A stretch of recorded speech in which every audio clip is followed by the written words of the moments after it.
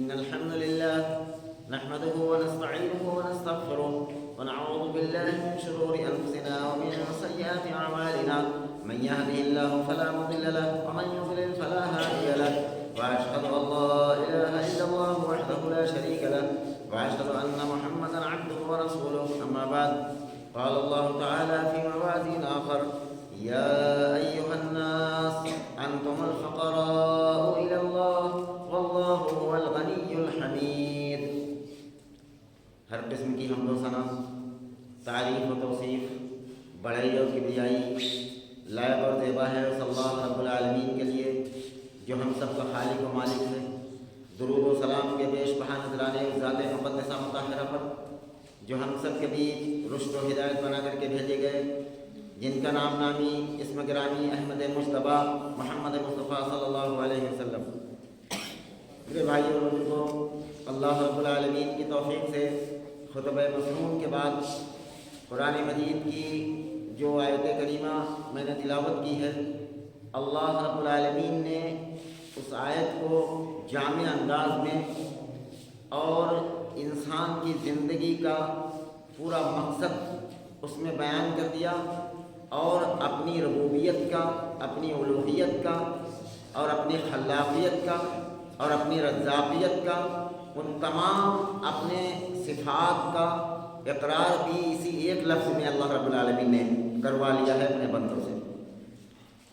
چنانچہ یہ سورہ فاطر کی آیت نمبر 15 ہے اور سورہ نمبر 35 ہے، جس کے اندر اللہ رب العالمین نے بلا کسی ذات و برادری کے، بلا کسی حسب نسب کے، بلا کسی مقام اور عہدے کے فرق کے، ایک آواز میں اللہ رب العالمین نے پوری 13 کروڑ مربع میل پر پھیلی ہوئی یہ زمین، اس زمین پر بسنے والے تمام انسان، چاہے وہ مسلمان ہوں، چاہے وہ کافر ہوں، چاہے وہ اللہ کے نیک بندے ہوں، چاہے وہ اللہ کے نبی اور رسول ہوں، اور چاہے وہ اللہ کے گنہگار بندے ہوں، سب کو ایک بات سکھلائی ہے، وہ یہ ہے کہ یا ایھا الناس، اے تمام انسانوں، اے تمام انسانوں، حضرت آدم علیہ السلام سے لے کر اور قیامت تک آنے والا آخری انسان، اللہ رب العالمین نے تمام انسانوں کو ایک ہی درجہ دیا ہے اس آیت کریمہ کے اندر. فرمایا کہ یا ایھا الناس، جب یا ایھا الذین آمنوا قرآن کے اندر بولا جاتا ہے تو اس سے مراد صرف وہ ایمان والے ہوتے ہیں، لیکن جب اللہ رب العالمین یا ایھا الناس بولتا ہے تو اس میں سارے انسان، مرد عورت، سب کے سب اس میں شمار ہوتے ہیں. یا ایھا الناس میں پوری تخلیق انسانیت کو اللہ رب العالمین نے مخاطب فرمایا ہے کہ اے تمام انسانوں، انتم الفقراء، تم سب کے سب فقیر ہو، تم سب کے سب محتاج ہو، تم سب کے سب بھکاری ہو. الی اللہ، اللہ کے سامنے تم سب کے سب بھکاری ہو، محتاج ہو. تمہارے اندر کوئی طاقت نہیں ہے، تمہارے اندر کچھ نفع نقصان پہنچانے کی نہ تو طاقت ہے. اور یہ اللہ رب العالمین نے تمام انسانوں کے بارے میں کہا، چاہے وہ اللہ کے ولی ہوں، چاہے اللہ کے نبی ہوں، چاہے کوئی بھی ہو، سب کے بارے میں اللہ رب العالمین نے ایک ہی جملہ فرمایا، یا ایھا الناس، اے تمام انسانوں، انتم الفقراء الی اللہ، اللہ کے سامنے تم سب فقیر ہو، تم سب محتاج ہو، تم سب منگتے ہو، تم سب بھکاری ہو اللہ کے سامنے، سب کے سب بھکاری. اور فرمایا کہ جو ہے واللہ هو الغنی، اللہ رب العالمین غنی ہے، غنی الحمید، اور وہ تعریف کے لائق بھی. تو اس آیت کریمہ کے اندر یہ پتہ چلا ہے کہ ہر شخص کو ضرورت ہے کہ وہ مانگے. اس میں اللہ رب العالمین نے فرمایا کہ تم سب مانگتے اور بھکاری ہو اللہ کے سامنے. تو ہر شخص اپنے رب کی بارگاہ میں اپنی ضرورتوں کو مانگے، اس لیے کہ جو غنی ہے اس سے محتاج مانگتا ہے. اللہ نے سب کو کہا کہ تم سب محتاج ہو، کوئی زور کسی پر نہیں. یہاں تک کہ اتنا زور نہیں ہے کہ اگر اللہ نے کسی کو ماں کے پیٹ سے کالا پیدا کر دیا تو وہ گورا نہیں ہو سکتا قیامت تک. اپنی آخری سانس تک وہ چاہے کچھ بھی کر لے لیکن گورا نہیں ہو سکتا. اللہ نے اگر کسی کا قد ناٹا کر دیا ہے تو وہ اپنی زندگی کی آخری سانس گزار کر چلا جائے گا لیکن وہ 2 انچ لمبا نہیں ہو سکتا. اسی طریقے سے ہر چیز میں چاہے وہ مرد ہو یا عورت ہو ہر چیز میں انسان اللہ کا محتاج ہے اور محتاج کو چاہیے کہ ہر قدم قدم پر اس غنی سے مانگے. انتم الفقراء الی اللہ واللہ هو الغنی الحمید. اور فرمایا کہ اللہ کے حبیب صلی اللہ علیہ وسلم نے فرمایا کہ افضل العبادت الدعاء کہ دعا سب سے افضل عبادت ہے. جب بندہ مانگتا ہے اپنے رب سے، جیسے نماز ایک عبادت ہے، روزہ ایک عبادت ہے، زکوٰۃ عبادت ہے، حج عبادت ہے، لیکن ان عبادتوں میں یہ ہوتا ہے کہ آدمی نماز پر کھڑا ہے، اس کا دھیان، اس کی سوچ کہیں اور جا سکتی. لیکن دعا ایسی عبادت ہے کہ جب بندہ اور اللہ کی بندی کو دعا مانگتا ہے اس وقت اس کا دھیان اپنے رب کی طرف ہوگا، بشرطے کہ رسمی طور پر دعا نہ مانگی جا رہی ہے. جیسے کہ عام طور پر ایک رواج بن چکا، آدمی نماز ختم کیا اور اس کے بعد زبان پر کچھ کلمات ہیں، دل میں ان کے خیالات، ان کے معنی اور مقصد کا علم نہیں ہوتا. زبان پر کچھ الفاظ ہیں، ربنا آتنا فی الدنیا ربنا ظلمنا، آدمی پڑھ رہا ہے، اس کو پتہ نہیں کیا کہا جا رہا ہے. اگر اس طرح کی دعا مانگی جائے تو یہ اس دعا کا کوئی مطلب نہیں، بلکہ دعا کے وقت بندہ اپنے رب کی طرف ہمدن متوجہ ہو. اور اس کے لیے بہتر یہ ہے کہ کوئی ضروری نہیں ہے کہ عربی زبان میں آپ دعا مانگیں، اپنی زبان میں جس طریقے سے کہیں. اللہ رب العالمین دل کی آواز کو سنتا ہے. اللہ کے لیے اللہ کسی بھاشا کا اور کسی لینگویج کا محتاج نہیں ہے. اللہ کسی لینگویج کا محتاج نہیں ہے. کہ دنیا میں آپ دیکھیں کہ پوری اس زمین پر بسنے والے اللہ کے تمام بندے اور بندیاں کیسی کیسی ان کی زبان ہے، کیسی کیسی بھاشائیں ہیں اور کیسا کیسا ان کے یہاں کی لینگویج ہے، وہ جو ہم اور آپ نہیں سمجھ سکتے، لیکن اللہ ہر ایک کے دل کی لینگویج کو سمجھتا ہے. اللہ ہر ایک کے دل کو پکار کو سنتا ہے. اس کے وہ لینگویج کا محتاج نہیں ہے، وہ بھاشا کا محتاج نہیں ہے کہ کسی بھاشا میں اسے پکارا جائے وہ سنے نا.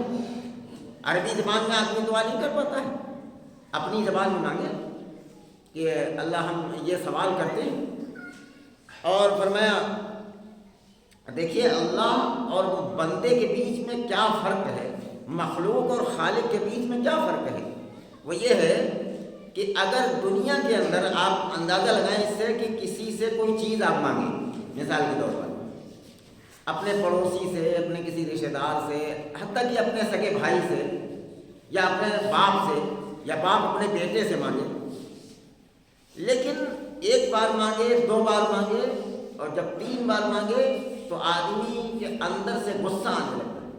ارے بار بار کوئی کسی پڑوسی کے گھر بار بار کوئی چیز مانگنے جائے، ایک بار تو مسکرا کر دے دے گا، دوسری بار مسکراہٹ ختم ہو جائے گی، تیسرے بار اس کے ماتھے پر شکن آ جائے گا اور چوتھی بار ہو سکتا ہے وہ برا بھلا کہنے لگے. کیا بار بار مانگتے ہیں؟ یہ فرق ہے مخلوق اور خالق. اللہ کو نہ مانگنا ناپسند ہے، اللہ کو مانگنا پسند ہے. انسان کو مانگنا پسند نہیں ہے. اس سے کوئی چیز بار بار مانگی جائے تو وہ اکتا جاتا ہے اور گھبرا جاتا ہے اور برا بھلا کہنے لگتا ہے. اللہ کی یہ کوالٹی ہے کہ اللہ رب العالمین سے اگر کوئی مانگے نا تو اللہ رب العالمین نہ مانگنے پر اس پر عذاب نازل فرماتے ہیں. تم نے مانگا کیوں نہیں؟ کیونکہ اللہ نے وعدہ کر رکھا ہے یا ایھا الناس انتم الفقراء، تم سب بھکاری ہو، تم سب فقیر ہو اللہ کے سامنے. واللہ هو الغنی الحمید، اللہ غنی ہے. مانگتے کیوں نہیں؟ کیوں نہیں مانگتے؟ اللہ سے مانگنے میں آدمی کو شرم نہ کرنا چاہیے. اچھا ایک چیز اور ہے، کبھی کبھی آدمی اس چیز کی طرف دھیان دیتا ہے کہ ہم بہت گنہگار ہیں اور فلاں آدمی نیک ہے. حالانکہ ضروری نہیں ہے کہ جسے ہم نیک سمجھ رہے ہیں وہ واقعی نیک ہو. کسی کی داڑھی اور ٹوپی دیکھ کر، کسی کے رکوع اور سجدے دیکھ کر آدمی اسے نیک سمجھ لے؟ ضروری نہیں کہ اللہ کے رجسٹر میں، اللہ کے علم میں بھی وہ نیک ہو۔ اللہ، دراصل بات یہ ہے کہ اللہ کے سامنے اپنے آپ کو محتاج بنا کر پیش کرنا یہ ضروری ہے۔ اب دنیا کے اندر اللہ کی تمام مخلوقات میں شیطان سے زیادہ نافرمان کون ہو سکتا ہے؟ اللہ نے شیطان کی دعا قبول کی۔ آدمی سوچتا ہے ہم گنہگار ہیں تو ہم جائیں کہاں؟ اور حضرت یونس علیہ السلام نے جو دعا مانگی تھی کہ مچھلی نے ان کو نگل لیا تھا، اس کے الفاظ پر آپ نے کبھی غور کیا؟ عام طور پر رسمی طور پر کوئی کہتا ہے 1,00,000 مرتبے پڑھ لو، اس میں پھر دانے گنے جانے لگتے ہیں، جو بدعتی طریقہ ہے۔ سنت طریقہ یہ ہے کہ بغیر گنتی پڑھا جائے۔ اس کے اندر یہ ہے کہ لا الہ الا انت سبحانک انی کنت من الظالمین۔ یونس علیہ السلام نے ان لفظوں سے اپنے رب کو پکارا جب مچھلی نے نگل کر اور سمندر کے تہہ میں وہ مچھلی چلی گئی۔ اور قرآن کے اندر ہے کہ 3 اندھیروں میں حضرت یونس علیہ السلام تھے، مچھلی کے پیٹ کا اندھیرا اور سمندر کے تاریکی کا اور رات کا اندھیرا، 3 اندھیروں میں۔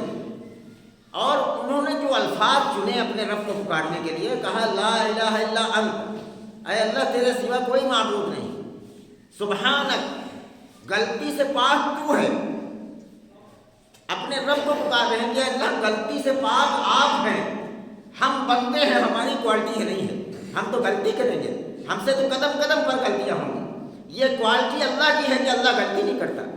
ان الفاظ سے حضرت یونس علیہ السلام نے پکارا لا الہ الا انت، اے اللہ تیرے سوا کوئی معبود نہیں، تو غلطیوں سے، تو گناہوں سے پاک ہے، تو غلطی نہیں کر سکتا۔ انی کنت من الظالمین، میں ظالموں میں سے ہوں، میں تو غلطی کروں گا۔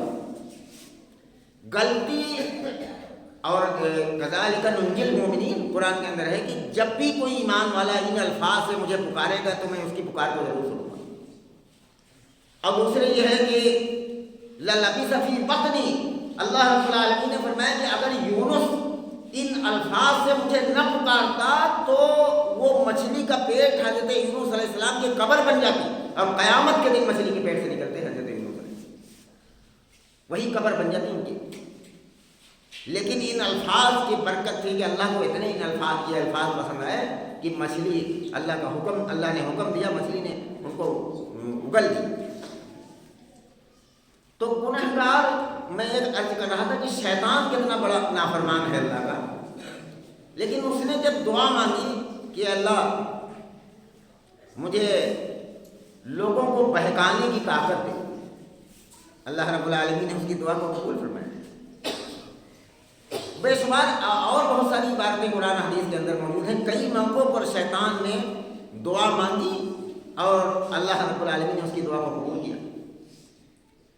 تو سب سے بڑا نافرمان اگر اللہ اس کی دعا قبول کر سکتا ہے تو انسان اچھے کام بھی کرتا ہے، کبھی کبھی ان سے غلطیاں بھی ہو جاتی ہیں۔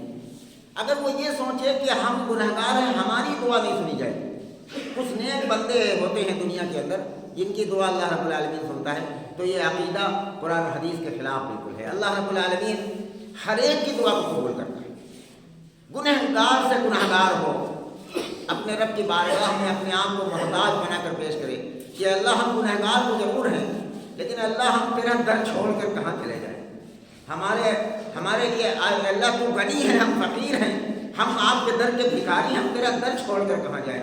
نافرمانیاں تو ہم نے کی ہیں، غلطیاں تو ہم نے کی ہیں، لیکن اے میرے رب، آپ ہمارے رب ہیں، آپ ہمارے مالک ہیں، ہم آپ کا در چھوڑ کر کہاں جائیں۔ ہماری یہ فریاد سن لیجیے، میرا بیٹا بیمار ہے، اللہ رب العالمین اسے شفا دے، میرا فلاں شخص بیمار ہے، اللہ تعالیٰ اسے شفا دے۔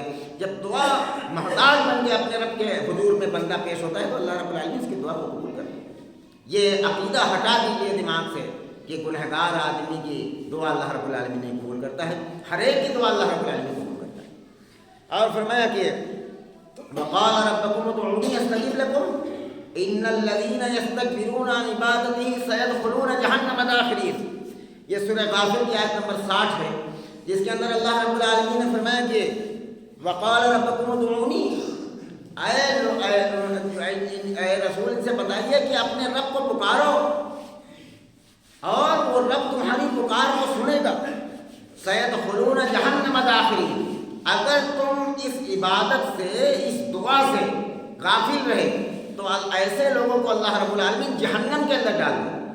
اب وہ بات میں عرض کر رہا تھا، یہ قرآن کی اس آیت کریمہ سے ثابت ہو گئی کہ اللہ رب العالمین کو نہ مانگنا ناپسند ہے، اور مخلوق کے اندر ہے کہ اگر مانگا جائے بار بار تو اسے برا لگتا ہے، یار فلاں چیز فلاں دن میں نے دی تھی، آج پھر اس نے سوال کیا، کل پھر اس نے سوال کیا۔ اور اللہ رب العالمین کی یہ کوالٹی ہے کہ بندہ کوئی دن بھی اپنے رب کو صرف دعا نہ مانگے تو اللہ رب العالمین کا عذاب نازل ہونے کا خطرہ ہے۔ ایک دن بھی ایسا نہ جائے، اللہ کو یہ نہیں پسند ہے کہ ایک پل بھی ایسا گزرے جو بندہ مجھ سے دعا نہ مانگے۔ اللہ کو مانگنا ہی پسند ہے بس ہر وقت، یہ اللہ کی کوالٹی ہے۔ اور مخلوق اور خالق میں یہ فرق ہے۔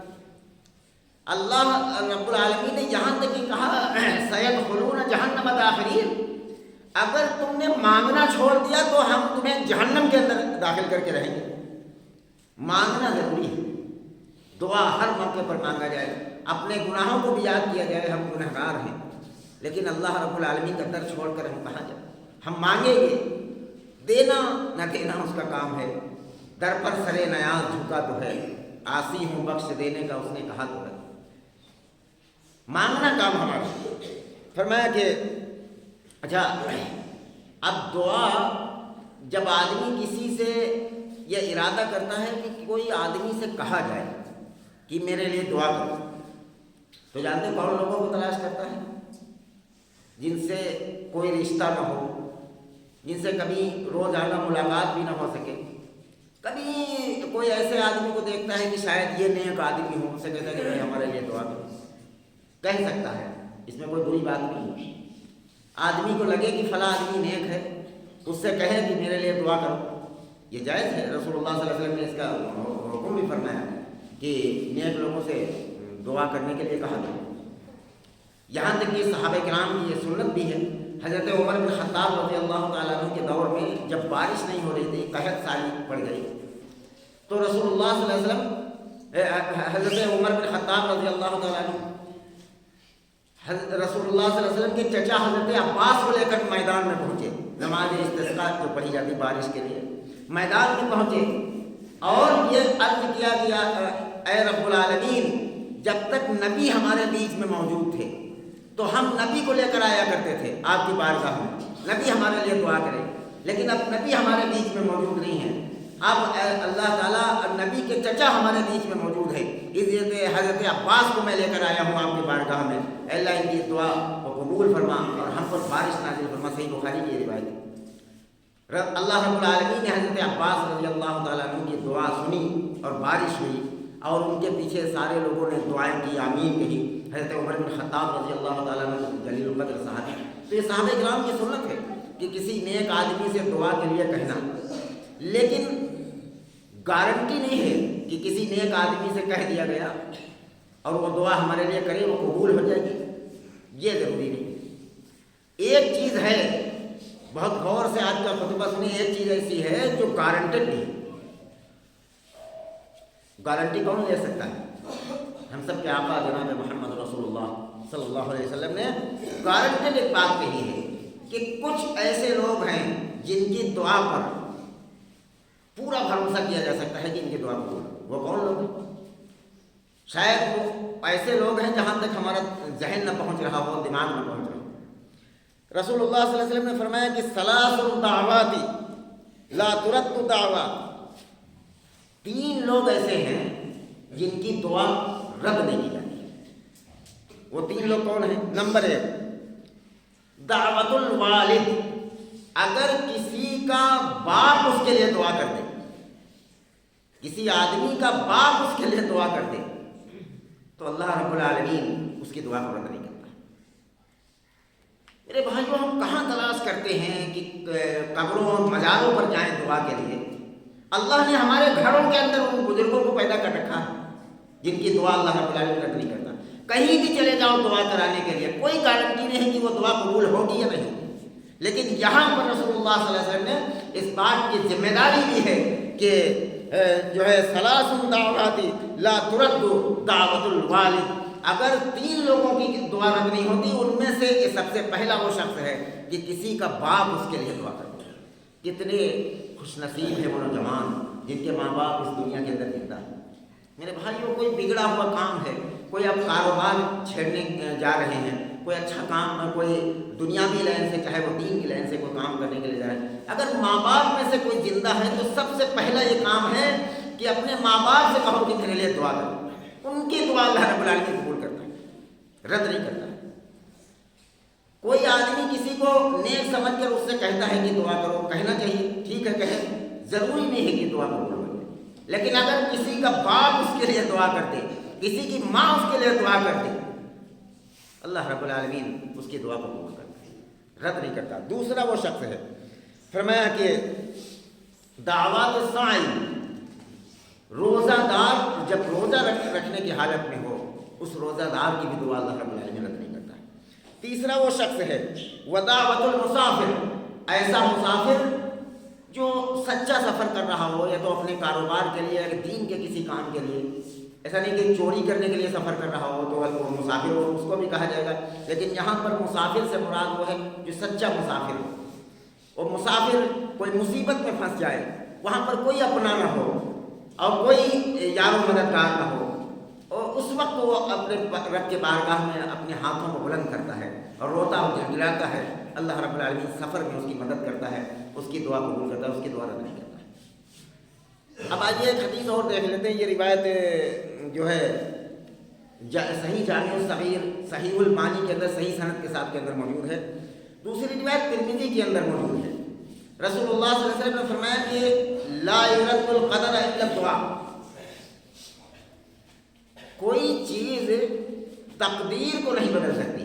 آپ سمجھتے ہیں کہ تقدیر پر ایمان رکھنا فرض ہے کہ والقدر خیرہ وشرہ من اللہ تعالی، اچھی بری تقدیر اللہ تعالیٰ کی طرف سے ہوتی ہے، اس پر ایمان رکھنا ہر مسلمان پر فرض ہے کہ جو کچھ بھی میرے مقدر میں ہے وہ ہونا ہے، اچھا یا برا اللہ تعالیٰ کی طرف سے۔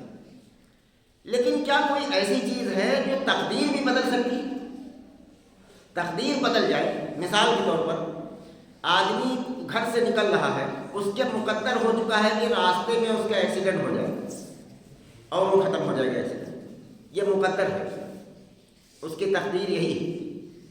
لیکن کیا کوئی ایسا عمل بھی ہے جو یہ مقدر بدل جائے، اس کا ایکسیڈنٹ نہ ہو؟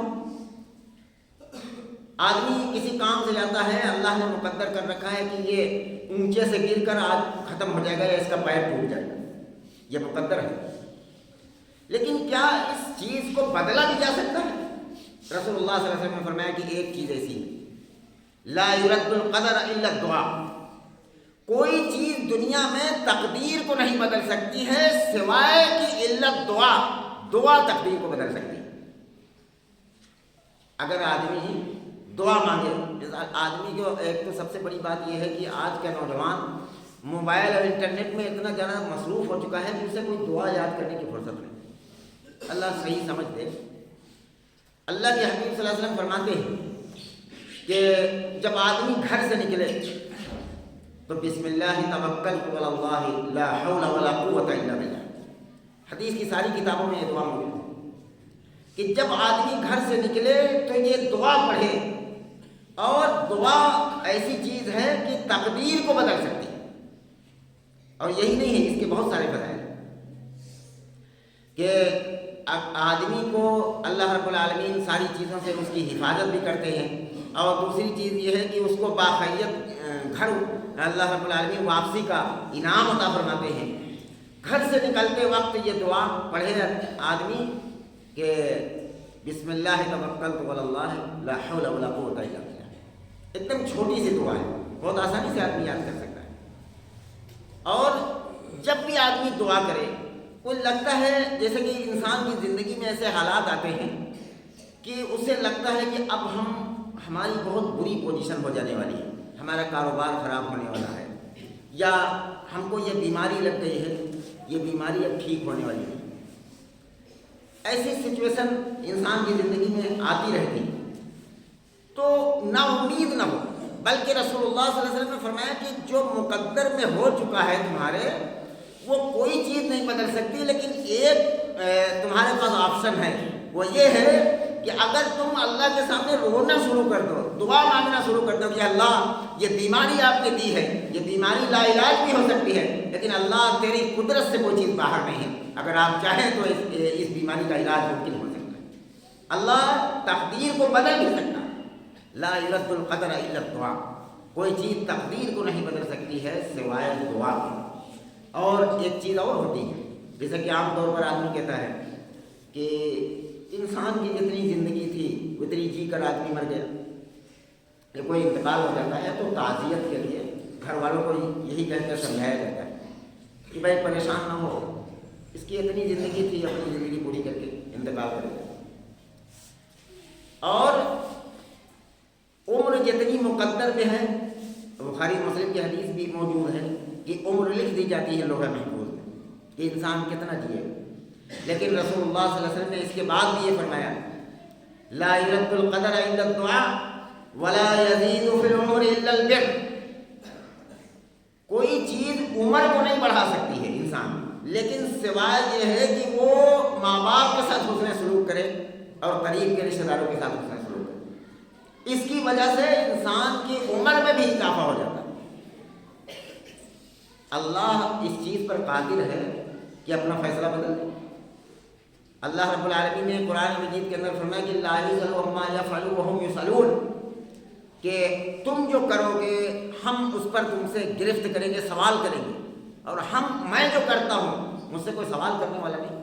اللہ نے اگر کسی کی عمر 60 سال لکھی ہے تو اللہ اس چیز پر قادر ہے کہ اپنا فیصلہ بدل دے، وہ نیک اعمال کرنے لگے، لوگوں کے ساتھ نیکی کرنے لگے، ماں باپ کے ساتھ اچھے سلوک کرنے لگے، اللہ اس چیز پر قادر ہے کہ اس کی عمر 70 سال کر دے، اللہ سے کوئی پوچھنے والا نہیں۔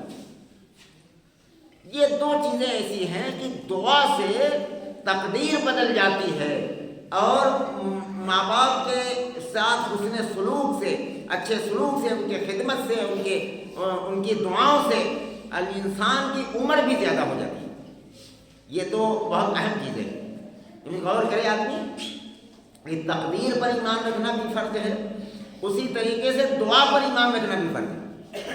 عام طور پر آدمی جیسے کہ مثال کے طور پر بیوی حاملہ ہے یا وہ ہے تو فوراً آدمی کو آپریشن کرانا بہت آسان بن گیا ہے، آج کا مسلمان کا عقیدہ یہ بن چکا ہے۔ فوراً بات پہ ڈاکٹر نے بتایا آپریشن ہوگا، ڈاکٹروں کی آمدنی ہوتی ہے اس لیے فوراً بتا دیتے ہیں آپریشن ٹھیک ہے آپریشن۔ حالانکہ اسے قرآن اگر پڑھنا آتا ہوگا تو اللہ رب العالمین نے اس مسئلے کا حل رکھا ہے، فرمایا قتل الانسان ما اکفر من ای شیء خلق من نطفہ خلقہ فقدر ثم السبیل یسر۔ انسان فکر کرتا ہے اللہ رب العالمین نے ایک اچھلتے ہوئے پانی سے پیدا کیا جو ماں کے شکم کے اندر، رحم کے اندر منی کے طور پر ہوتا ہے۔ اللہ رب العالمین قتل الانسان ما اکفر من ای شیء خلق من نطفہ خلقہ فقدر، اور اس ماں کے پیٹ کے اندر اللہ رب العالمین اس کو بڑا بھی کرتا ہے، اور ثم السبیل یسر، اس سے نکلنے کا راستہ اللہ آسان کرتا ہے۔ میرے بھائی جب کبھی ایسے حالات ہیں، بچے کے پیدائش کا معاملہ ہے تو اسی آیت کو پڑھ کر اپنے رب سے دعا کرو۔ اللہ رب العالمین ہو سکتا ہے کہ آپریشن کرنا پہنچنے لگے، لیکن مسلمان اتنا اللہ سے برتن ہو چکا ہے، اللہ رب العالمین سے اتنا تعلق ٹوٹ چکا ہے کہ فوراً وہ آپریشن کرا دے گا، لیکن ایک موقع بھی نہیں دیتا ہے کہ اپنے رب کو کم سے کم مسجد میں آئے، 2 رکعت نماز پڑھے اور اس آیت کا حوالہ دے ثم السبیل یسر۔ اللہ ماں کے پیٹ سے بچے کو نکلنا آسان کرتا ہے، اس آیت کا حوالہ دے کہ اللہ تو نے قرآن کے اندر یہ وعدہ کیا ہے کہ ہم آسان کرتے ہیں، اللہ آسان فرما دیجیے۔ اللہ رب العالمین آسان فرما، ضروری نہیں کہ آپریشن آخری راستہ ہے، جب کوئی راستہ نہ بچے دعا کرنا چاہیے آدمی اس موقع پر، لیکن سب کچھ کیا جاتا ہے۔ جو چیز اللہ رب العالمین نے الدعاء رفع العبادہ، رسول اللہ صلی اللہ علیہ وسلم نے فرمایا کہ دعا عبادت کا مغز ہے، گودا ہے، دعا عبادت کی جان ہے، دعا سب سے بڑی عبادت ہے، دعا آدمی چھوڑ دیتا ہے۔ یہاں دیکھو ابھی فرض نماز کے بعد جب سلام پھیرا جاتا ہے کیسے لوگ بدحواس بھاگتے ہیں مسجد سے، دعا کرنے کی فرصت نہیں. ایسا بدحواس بھاگتے ہیں جسے کسی جیل سے قیدی رہا ہوا ہے. میرے بھائیوں کبھی ٹائم نکالو، کسی نماز کے بعد تو آدمی اطمینان سے دعا مانگے. اگر بچہ بیمار ہے، طرح طرح کے علاج اور بے شمار مسلمانوں کے گھروں میں ٹونے اور ٹٹکے ہونے لگتے ہیں، لیکن رسول اللہ صلی اللہ علیہ وسلم نے فرمایا کہ اللہ ہر رات جب آدھی رات گزر جاتی ہے، رات کا ایک حصہ بچتا ہے، بخاری و مسلم کے اندر حدیث موجود ہے، تو اللہ رب العالمین پہلے آسمان پر نازل ہو جاتے ہیں اور صدا لگاتے ہیں کہ کوئی ہے مانگنے والا جس کی مانگ پوری کر دی جائے، کوئی ہے اپنے گناہوں کی معافی مانگنے والا جس کے گناہ معاف کر دیے جائے، کوئی ہے روزی مانگنے والا جسے روزی عطا کر دی جائے. اس ٹائم ہم لوگ غفلت کی نیند سو رہے ہوتے ہیں. اگر کوئی عورت اپنے بچے کی بیماری سے پریشان ہے میرے بھائیوں، اگر اسے یہ پتہ چلے کہ یہ بتایا نہیں گیا آپ تک کہ یہ پتہ چلے، تو عورتیں بڑی آسانی سے یہ کام کر سکتی. رات میں اٹھ کر فجر سے 1 گھنٹہ تقریباً پہلے اٹھ کر اپنے نماز پڑھ کر اپنے رب کے بارگاہ میں دعا مانگی کہ اللہ میرے بچے کو شفا کاملہ عطا فرما. اللہ رب العالمین اس کی دعا قبول کرے. اللہ اسی لیے ہر رات میں نازل ہوتے. اور یہ کوئی افسانہ و کہانی نہیں میں بیان کر رہا ہوں، بخاری مسلم کی حدیث ہے. ہر رات اللہ رب العالمین پہلے آسمان پر اترتے ہیں اور یہ صدا لگاتے کوئی مانگنے والا ہے جسے عطا کر دیا جائے. اپنی ضرورتوں کو مانگو میرے بھائی، مانگتے ہوئے شرم مت کرو کہ ہم گنہگار ہیں، ہم مجرم ہیں. گنہگار سب لوگ ہوا کرتے ہیں میرے بھائیوں. گناہوں سے بچنے کی بھی کوشش کرنا اور گناہوں کے ساتھ ساتھ اپنے رب کو پکارنا. اللہ رب العالمین سے دعا ہے کہ جو باتیں کہیں سنی گئی ہیں اللہ ہم سب کو اس پر عمل کی توفیق عطا فرما دے. آئیے ہم سب دعا کرتے ہیں. یا رب العالمین ہم سب کو جب تک زندہ رکھے اسلام پر، جب موت دیجیے تو ایمان پر خاتمہ نصیب فرما. یا رب العالمین ہم سب کو اپنی اور اپنے رسول کی سچی پکی محبت نصیب فرما. یا رب العالمین اپنے اور اپنے رسول کی سچی پکی اطاعت نصیب فرما. یا رب العالمین اپنے نبی کی سچی پیروی نصیب فرما. شیطان کے مکر و فریب سے پوری امت کی حفاظت فرما. لوگوں کے فریب سے امت کی حفاظت فرما. یا رب العالمین ہم میں جو بیمار ہیں گھروں میں اسپتالوں میں ان سب کو شفائے کلی نصیب فرما. یا رب العالمین ہم نے اس مسجد میں جو مرد عورتیں بچے اور جو دل کے اندر جو فریاد لے کر آئے ہیں، یا رب العالمین دلوں کے بھید کو جاننے والے رب اللہ ہم سب کی جائز تمناؤں کو جائز خواہشوں کو اپنے کرم سے قبول فرما لیجیے. آپ کو آپ کی رحیمی کا واسطہ، آپ کو آپ کی کریمی کا واسطہ، یا میرے مولا ہم سب کی جائز ضروریاتوں کو جائز تمناؤں کو پوری فرما دیجیے. ہم گنہگار ضرور ہیں لیکن آپ کا در چھوڑ کر کہاں جائیں. یا رب العالمین ہم سب کی جائز تمناؤں کو جائز ضروریاتوں کو پوری فرما دیجیے. وصلی اللہ وسلم عباد اللہ رحمکم اللہ ان اللہ یأمر بالعدل والإحسان وإيتاء ذی القربى وینہی عن الفحشاء والمنکر والبغی یعظکم لعلکم تذکرون.